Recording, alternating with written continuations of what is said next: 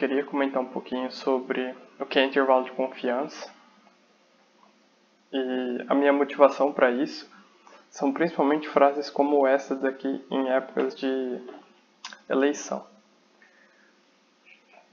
Você provavelmente já ouviu uma ou as duas frases e eu queria refutar elas de uma maneira um pouco mais rigorosa. Então, a segunda frase é fácil de refutar. Ela tem a ver com a proporção do Brasil e o que é a amostra. O Brasil é um país de dimensões continentais, com mais de 200 milhões de pessoas. Então é impossível, mesmo com a tecnologia atual, a maioria das pessoas tendo acesso à internet, podendo responder questionários, ou celular, podendo responder através do celular, ainda assim é muito difícil conseguir o tempo necessário para entrevistar todo mundo. Então você faz uma amostra, que é basicamente uma porção menor da população que tente representar da melhor maneira possível a população. É importante que essa amostra seja escolhida aleatoriamente, ou pegando de maneira aleatória simplesmente, ou então se divide em camadas, em estratos, e pega aleatoriamente pessoas dentro dessas camadas proporcional ao número de pessoas dentro de cada camada. Por exemplo, suponha que você tenha classes sociais A e B, e 100 pessoas da classe A e 200 pessoas da classe B. Então você pegaria, sei lá, uma amostra de 10 pessoas da classe A e 20 pessoas da classe B. Uma amostra aleatoriamente pegando essas pessoas, é claro. Então isso seria uma amostragem estratificada.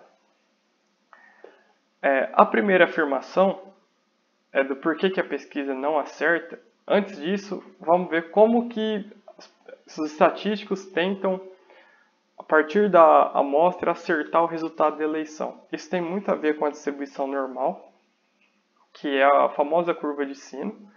Vocês provavelmente já viram a curva de sino.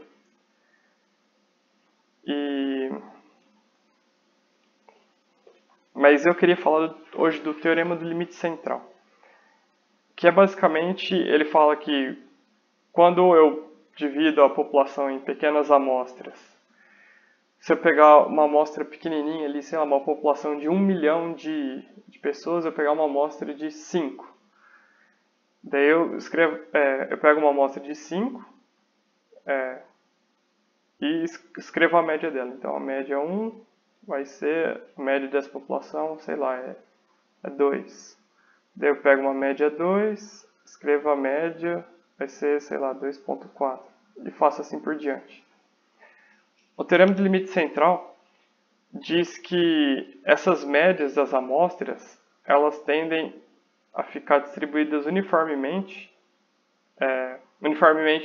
Elas tendem a ficar distribuídas de maneira normal em volta da média verdadeira. É isso que o teorema do limite central diz. Para gerar esse histograma aqui, eu gerei no Excel 1 milhão de números aleatórios entre 1 e 10, ou seja, a probabilidade de sair 1 era 1 sobre 10, então a probabilidade de sair 1 é 1 sobre 10, a probabilidade de sair 2 era 1 sobre 10 e assim por diante. Então qual que é o valor esperado, ou seja, a média?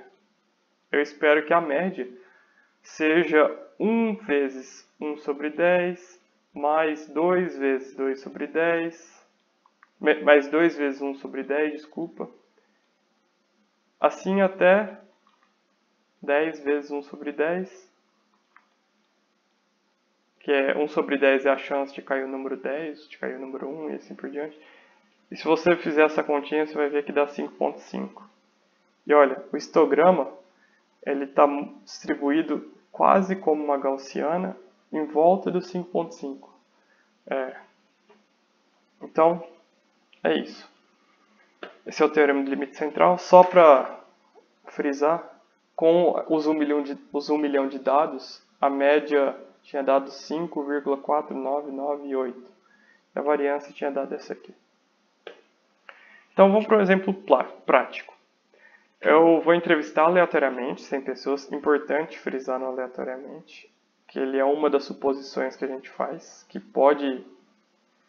caso não seja correta pode gerar erros, né? Então, eu entrevistei 100 pessoas e de maneira que eu não enviesasse a pessoa na hora de perguntar. Eu não perguntasse assim, você votaria no candidato A? Daí a pessoa, sim. Daí eu anoto, tal pessoa prefere o candidato A. Pode não ser verdade, eu induzi ela a isso. Então você tem que perguntar de uma maneira a não induzir a pessoa a responder algo. Isso é importante também. E eu anotei, então eu fiz tudo bonitinho, anotei os resultados aqui. Então, qual o nosso intervalo de confiança para a proporção verdadeira das pessoas que votariam no candidato A, votariam no candidato B, votariam no candidato C? Esse P é a proporção verdadeira, P' é a proporção que eu obtive na minha amostra. E esse Z aqui é um valor que eu obtenho das tabelas de distribuição normais, que eu quero 95% de confiança nos meus resultados. Então, eu pego esse valor tabelado, por isso que eu também comentei da distribuição normal. Então, fazendo as contas, eu fiz explicitamente para o intervalo de confiança do candidato A, e os outros é a mesma coisa, só mudando P', basicamente. Então, N é o tamanho da nossa amostra, 100. 0,33 é a probabilidade de votar no candidato A da amostra. Esse 1,105 é aquele valor tabelado para que eu tenha 95% de confiança. Ou seja, eu vou pegar a minha média verdadeira, a minha proporção verdadeira das pessoas que votariam no candidato A deve estar muito próxima de 0,33, ou pelo menos uma distribuição normal disso. E eu chego nisso, o meu intervalo de confiança de 95% é que de 24% a 41% das pessoas votariam no candidato A com 95% de certeza. Com 95% de certeza, a proporção verdadeira tá nesse intervalo. Então, é basicamente isso que eu estou falando. Então, para o B eu fiz a mesma coisa, dá essa faixa aqui, e para o C dá essa faixa aqui. Se você repara bem, as pesquisas do Datafolha, geralmente, eles têm uma margem de erro de 3%. Então, está bem longe dos nossos valores, né? Se você olhar de novo aqui, o B tinha 50% de chance, ele tem mais ou menos 9 pontos para menos e mais ou menos 9 pontos para mais. Então, 8,3 pontos para menos e 8,3 pontos para mais. Então, como que eu posso reduzir essa faixa? Aumentando a minha amostra. Se eu aumentar esse denominador aqui, com certeza o que está dentro da raiz, o número do resultado dessa raiz vai diminuir. E eu diminuo o meu intervalo, mantendo o nível de confiança de 95%. Ou eu uso outro método, outro estimador. A pergunta então a interpretação gráfica é isso, né? A minha proporção de pessoas que votariam é 0,33%. Beleza. A pergunta que fica mas se o intervalo de confiança é 95%, com 3 pontos para mais ou para menos, eu esperaria que a maioria acertasse, a maioria das pesquisas da Datafolha acertasse. Por que às vezes isso não é verdade? Primeiro, repare que nesse modelo matemático a gente assumiu que P é constante. Ou seja, a probabilidade de uma pessoa votar em determinado candidato não muda com o tempo. Isso com certeza não é verdade. Durante uma campanha, as ações dos candidatos podem influenciar o voto das pessoas e mudar, portanto, essa probabilidade. Repare que em nenhum momento da fórmula aparece o tempo. Outra coisa que pode ser uma fonte de erro, como eu já tinha comentado nessas pesquisas da Datafolha, é como as pessoas foram abordadas. Será que eu não induzi as pessoas a uma resposta?